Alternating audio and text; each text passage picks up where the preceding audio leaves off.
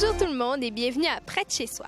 Aujourd'hui, on est à Dolbeau-Mistassini puisqu'on vient visiter en fait un centre de réhabilitation qui abrite aussi Épicéa à Dolbeau-Mistassini et je parle des Augustines. C'est quoi que vous faites avec Épicéa? Là, je vois qu'il y a beaucoup de vinaigrettes, mais vous avez aussi de la gelée, c'est ça vos produits? Oui, en fait, on a 6 vinaigrettes et on a une gelée de piment à la marguerite. OK. Puis là, ça, c'est des épices boréales que vous utilisez, là. En fait, on utilise vraiment des arômes de forêt boréale. Il y a vraiment des branches de conifères à l'intérieur des bouteilles, des branches ou des aiguilles de conifères.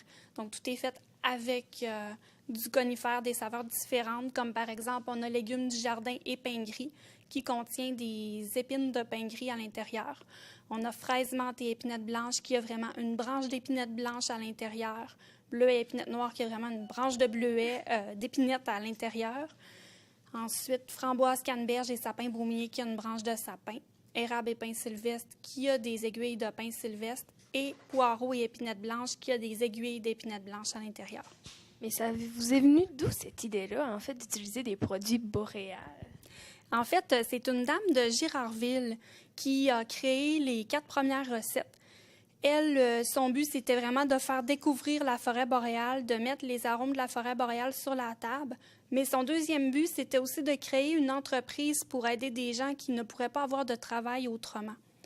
Donc, elle nous a approchés pour... au début, on était sous-contractants pour elle. On faisait la production pour voir si nous, notre clientèle, était capable de faire la production des produits Épicéa.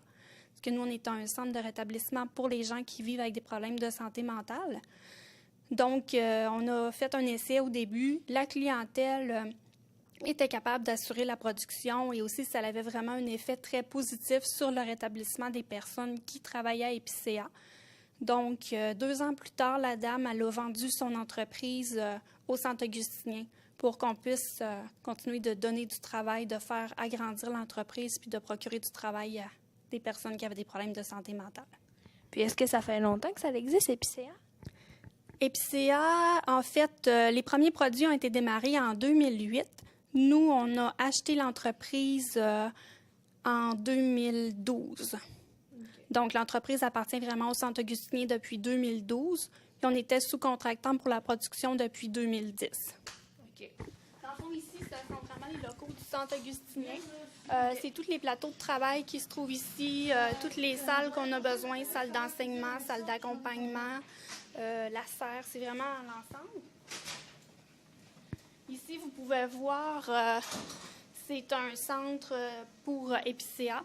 Okay. C'est plus, ici, se fait plus la production de la gelée de piment. OK.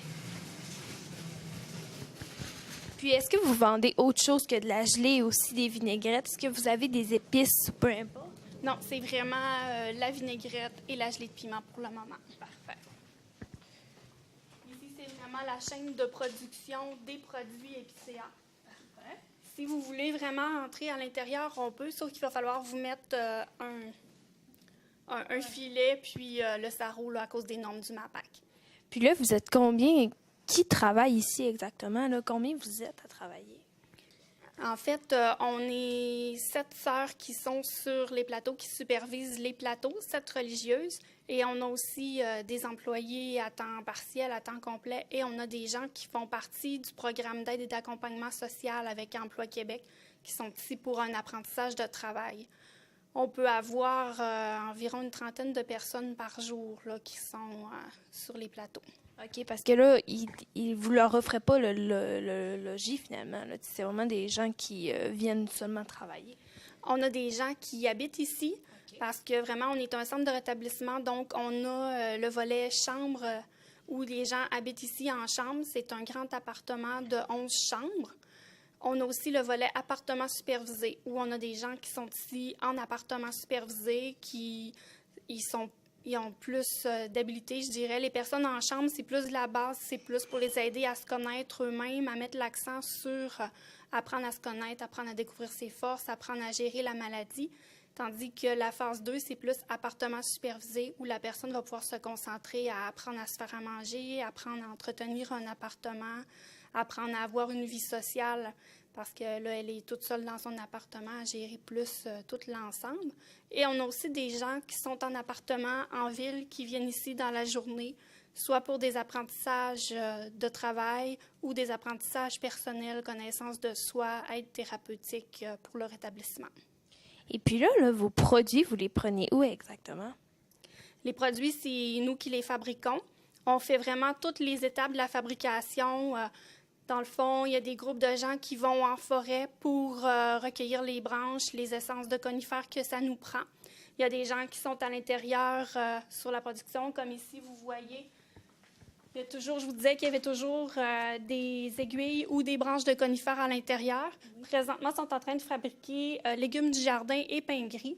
Donc, c'est des branches de pain gris qu'on met à l'intérieur, qui a tout un procédé de pasteurisation des branches pour que ça soit vraiment aux normes du MAPAC. Ensuite, l'autre étape, c'est qu'ils vont mettre en bouteille. On a une machine pour embouteiller, mais quand c'est légumes du jardin ou poireaux, il y a des petits légumes à l'intérieur, donc ça ne peut pas passer à travers la machine. Il faut qu'ils embouteillent plus à la main. Après ça, ils embouteillent. Ensuite, il y a une autre machine où ils ajustent les niveaux pour que toutes les bouteilles soient égales, le niveau d'huile et le niveau de vinaigre. Ensuite, ça passe au bouchonnage, où, si vous venez par ici, vous allez voir mieux. Ici, c'est vraiment la machine pour mettre le bouchon. Ensuite, c'est le lavage des bouteilles pour laver la bouteille pour pas qu'il reste ni d'huile ni de vinaigre dessus, l'étiquetage et le cirage. Ensuite, ça descend à l'entrepôt pour partir dans les magasins par la suite. Parce que là, vous avez plusieurs points de vente, j'imagine. Oui, on a plusieurs points de vente, on a plusieurs réseaux de distribution. On est à peu près dans pratiquement toutes les épiceries au Saguenay-Lac-Saint-Jean. On a aussi un réseau de distribution dans la région de Québec et des réseaux de distribution dans le secteur de Montréal. Et puis là, les vinaigrettes, c'est seulement pour les salades ou on peut varier? Il y a plusieurs choses à faire avec ça. Les vinaigrettes sont bonnes en salade, sont utilisées aussi pour mariner les viandes ou comme huile de cuisson. Par exemple, si on fait un steak, à place de mettre du beurre dans le poêlon, on peut mettre une cuillère à thé de vinaigrette bleuet et épinette noire. On fait revenir le steak dedans. C'est vraiment très bon. C'est beaucoup moins gras, donc c'est très bon pour le cholestérol en même temps. Et puis là, c'est possible de visiter en fait un peu l'intérieur, là, si on se met un petit chapeau, évidemment. C'est ça. C'est vraiment une production en chaîne. Oui, c'est vraiment une chaîne de production. Présentement, on fonctionne avec une chaîne et vous voyez le côté ici aussi est fait pour avoir une deuxième chaîne. Quand on a besoin, on ouvre 2 chaînes. Parce que c'est possible en fait de faire plusieurs sortes de vinaigrettes en même temps. Là, oui, c'est possible de faire plusieurs sortes. Normalement, on peut faire jusqu'à 2 sortes en même temps, mais on essaie toujours de faire une sorte à la fois. Ici, c'est l'étape du cirage. À côté, vous avez l'étape de l'étiquetage, le lavage, le bouchonnage, l'ajustement des niveaux, la mise en bouteille et les branches. Là, je me rends compte qu'il y a aussi une sœur, en fait, là, qui est là et qui guide les gens, j'imagine. Oui, elle est là plus pour superviser. Mais vu qu'elle est là, mais souvent, elle va mettre la main à la tâche. Là, elle va aider là où il y a des besoins, mais... Puis là, vous vous alternez, j'imagine. Ça ne doit pas toujours être la même qui est là. Non, c'est pas toujours la même. Les sœurs, on est toutes capables de faire la totalité de la production si jamais il y a des besoins. Mais le but, c'est pas un travail pour nous, c'est vraiment un travail pour notre clientèle. Donc, c'est quand même très rare que nous devons assurer de la production.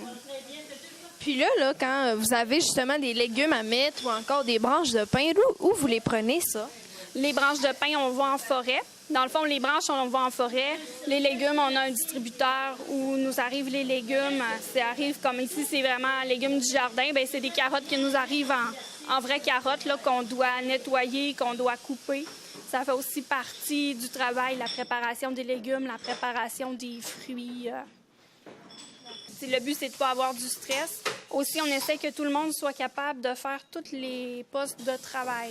Donc, c'est sûr que si quelqu'un est en apprentissage, par exemple, à la cire, bien, ça va peut-être être plus long. On va peut-être sortir moins de bouteilles cette journée-là. Le but, c'est pas le nombre qu'on sort, c'est vraiment qu'il n'y ait pas de stress et que les gens aient du plaisir au travail. OK. Normalement, on fait environ 1500 bouteilles par semaine, là, sans stress, en étant vraiment un débit normal. Là. OK. Puis là, c'est 1500 bouteilles de tout ça.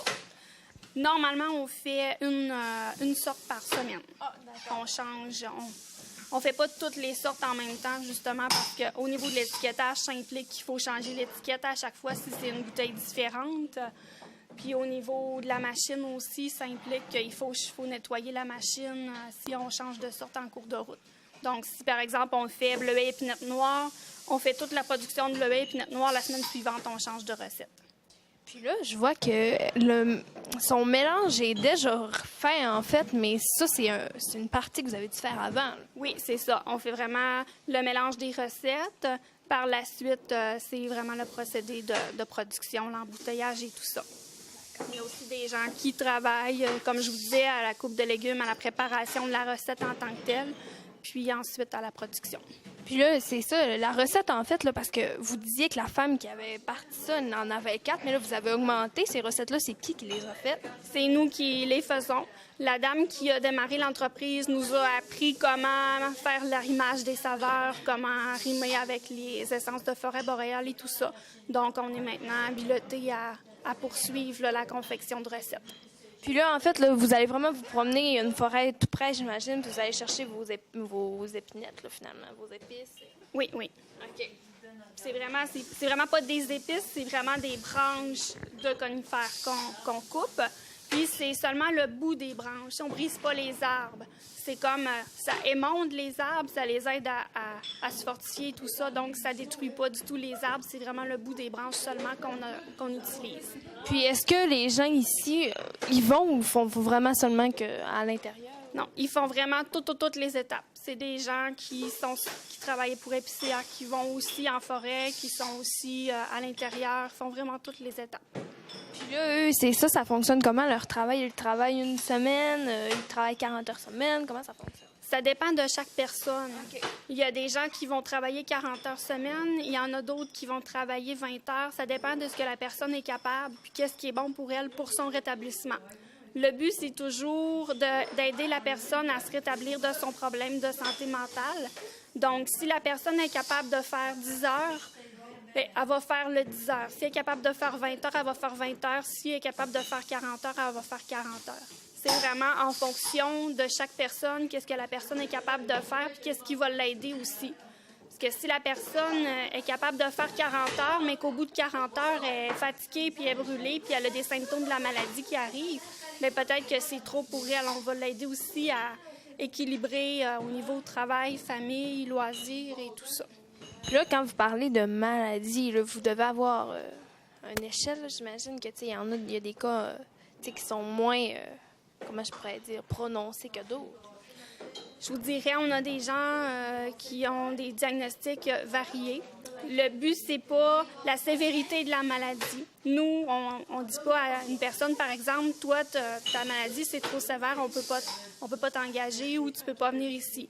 Nous, notre critère de sélection des gens, dans le fond, c'est est-ce que la personne veut se rétablir? Peu importe le diagnostic, peu importe le problème de santé mentale, si la personne veut se rétablir puis qu'elle veut fonctionner dans un cheminement de rétablissement, elle va être la bienvenue ici, autant au niveau de l'hébergement, au niveau du travail. On va l'aider en fonction de ce que chaque personne est capable de faire, dans le fond. Puis habituellement, c'est vous qui allez chercher les gens ou c'est eux qui vous contactent? C'est les gens qui viennent, qui nous contactent. C'est vraiment, les gens nous connaissent un petit peu parce qu'on a fait des dégustations avec les produits Épicéa. Il y en a qui nous ont connus comme ça, qui viennent demander de l'aide ici. Il y en a d'autres qui c'est du bouche à oreille. Ils connaissent quelqu'un qui est venu se faire aider ici, puis les gens se parlent. Ou encore les travailleurs sociaux, les éducateurs spécialisés des C3S qui nous réfèrent les gens. Mais c'est vraiment les gens qui viennent à nous sur une base volontaire parce qu'ils veulent cheminer dans un processus de rétablissement. Puis justement, une fois que ce processus-là est terminé, les gens sont vraiment prêts à aller sur le marché du travail? Ou... Dans le fond, c'est un processus. Dépendamment des gens, il y en a que ça peut aller très rapidement, il y en a d'autres que ça peut prendre toute une vie en soi. Donc, on y va en fonction, encore là, de ce que la personne est capable. Il y en a qu'on va amener à aller sur le marché du travail. Il y a des gens aussi qu'on va aider qui sont, par exemple, sur le marché du travail régulier, mais qui sont en congé maladie pour burn-out, qui vont venir ici se faire aider pour être capables de réintégrer leur emploi sur le marché du travail régulier. Ces gens-là vont aussi participer à la production parce qu'on va leur faire vivre des niveaux de stress pour aller comme un peu le stress qu'ils vont vivre sur le marché du travail. Je vais vous donner un exemple. Quelqu'un qui travaille en milieu hospitalier comme infirmière, par exemple, peut venir ici se faire aider. La personne, elle va travailler à Épicéa, mais on va voir c'est quoi, elle, qui la stresse dans son milieu, c'est quoi qui fait qu'elle n'est pas capable de garder son emploi. Si, par exemple, c'est de gérer une équipe qui est l'élément stressant, bien, on va lui apprendre à travers la production à gérer des personnes, mais tranquillement, puis toujours à voir, bien, c'est quoi le stress qu'elle est capable de gérer, puis toujours dépasser un petit peu plus en lui apprenant à gérer au fur et à mesure pour qu'elle soit capable de réintégrer son emploi. Dans les hôpitaux, on parle souvent de salles d'isolement pour les gens qui ont des problèmes de santé mentale. Nous, c'est vraiment une salle de confort. Si la personne ne va pas bien, elle va venir ici. C'est une salle multisensorielle où on a une chute d'eau qu'on peut brancher qui va faire un bruit d'eau. On a un foyer qu'on peut ouvrir qui fait des flammes. On a un brumisateur qui fait de la brume de couleur. Dans le fond, le but, c'est d'aller stimuler les sens de la personne pour l'aider à gérer le stress, pour l'aider à la ramener dans la réalité. Ça va nous aider beaucoup dans les cas de personnes qui font des psychoses. Ça les aide à revenir dans la réalité. Avant d'utiliser la salle de confort, on rencontre les personnes, on va voir avec elles c'est quoi qui va les aider. Par exemple, le bruit d'eau, il y en a qui n'aiment pas ça. Ils disent « Ah, moi, ça m'arrache, ça ne m'aide pas. » Il y en a que ça va être le foyer qui va les aider. Il y en a que ça va être des objets à toucher. Donc, on va voir avec chaque personne qu'est-ce qui, elle, va l'aider. Donc, quand elle vient utiliser la salle de confort, si c'est d'avoir de l'eau puis de voir la brume de couleur, bien, elle va utiliser les instruments qu'elle a besoin. Ça va l'aider à revenir dans la réalité et à gérer le stress. Puis souvent, après ça, on est capable de la rencontrer puis d'échanger avec, voir c'est quoi qui s'est passé. Okay. Mais ça atténue l'état de crise. Parfait. Ici, c'est une salle d'enseignement. Okay. L'enseignement est aussi un point très important au niveau du rétablissement. Donc, on va donner de l'enseignement à la clientèle qui chemine dans un processus de rétablissement. On va donner de l'enseignement pour la famille. On est aussi accrédité par la SOFDUC comme étant accrédité pour donner des unités d'éducation continue aux gens qui viennent suivre de la formation ici. Donc, on forme aussi des professionnels de la santé qui ont besoin d'unités d'éducation continue pour garder leur licence, par exemple. Puis, on donne de la formation vraiment à la population en général. Parfait.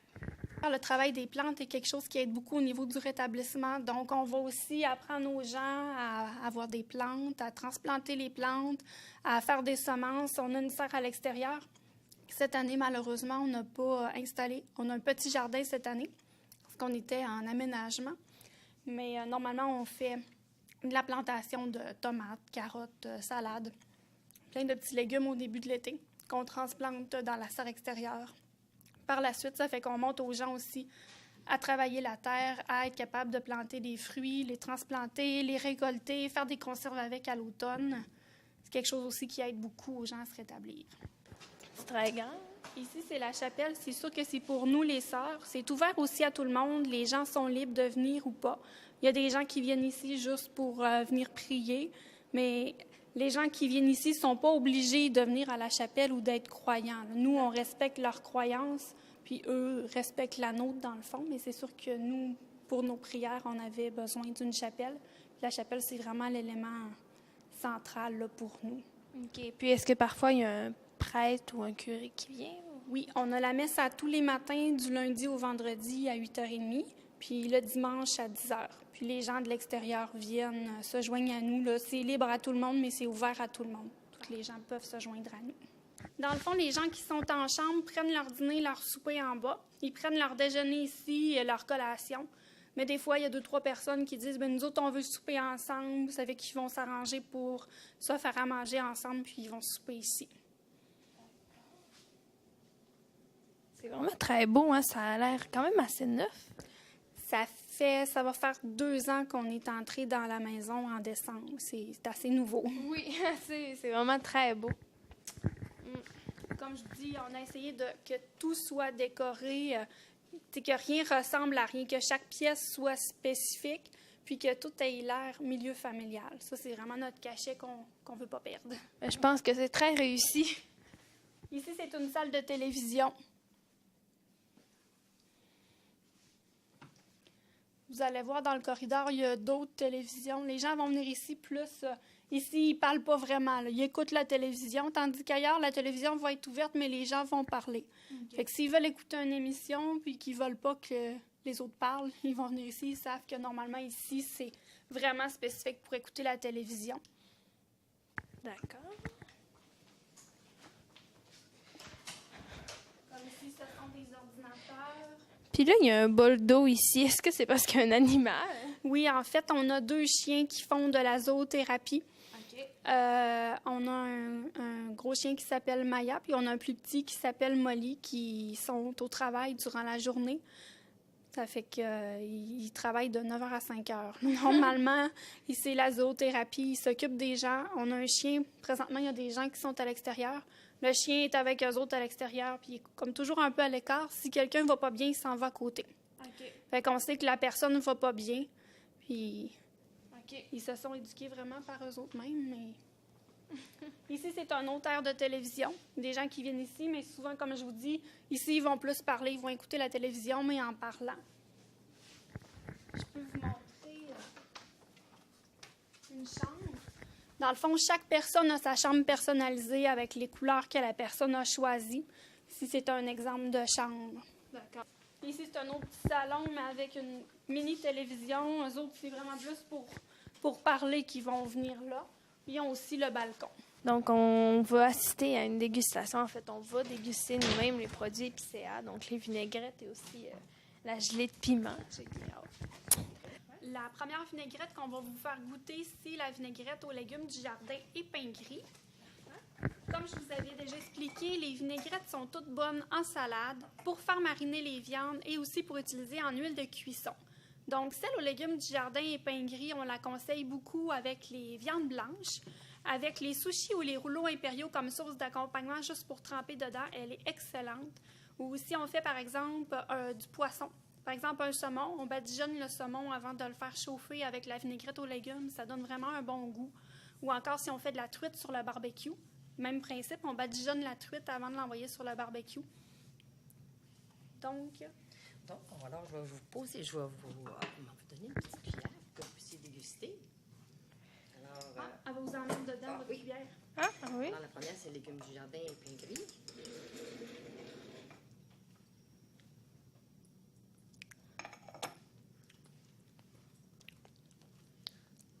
C'est vraiment bon, hein?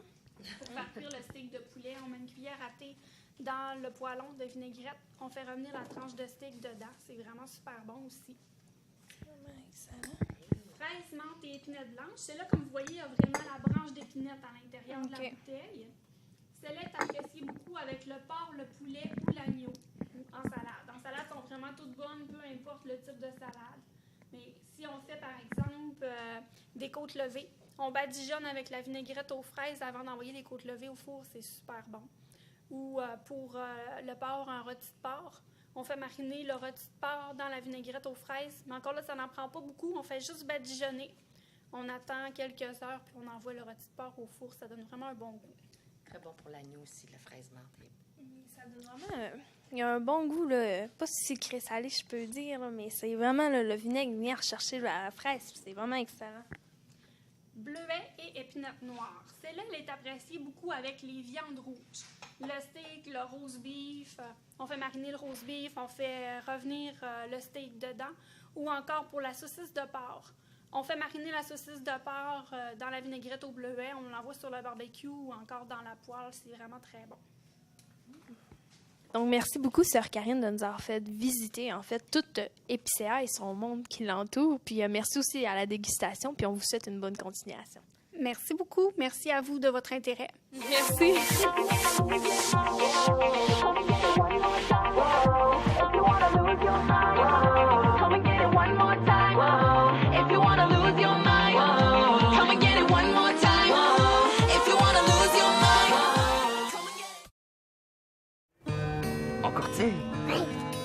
La philosophie des amphithéâtres, c'est l'entraide, c'est le plus vieux qui aide le plus jeune, comme je fais avec le petit Emmanuel. J'adore courir. C'est une passion pour moi. Je vais dehors, je pars à courir. C'est rendu que je veux aller dans les hauts niveaux. Tu courais? Ouais. Les amphithéâtres ont totalement changé ma vie. Ils m'ont permis de vivre ma passion. Les amphithéâtres supportent à fond le rêve des enfants. Moi, j'aime ça courir. Vous savez, les histoires de vilaines sorcières et de potions magiques peuvent aider à trouver un remède. Votre école aussi peut aider en participant au marathon de lecture pour la sclérose en plaques. Prenez part à notre histoire. Dans un livre exceptionnel, l'Association des amputés de guerre rend hommage aux anciens combattants. Excusez-nous, Herr Schickelgruber raconte les aventures extrêmement pénibles de jeunes hommes qui ont pris part à la Seconde Guerre mondiale. Cet ouvrage leur donne vie, relate leurs exploits avant leur enrôlement ainsi que sur les champs de bataille et dépeint leur milieu familial.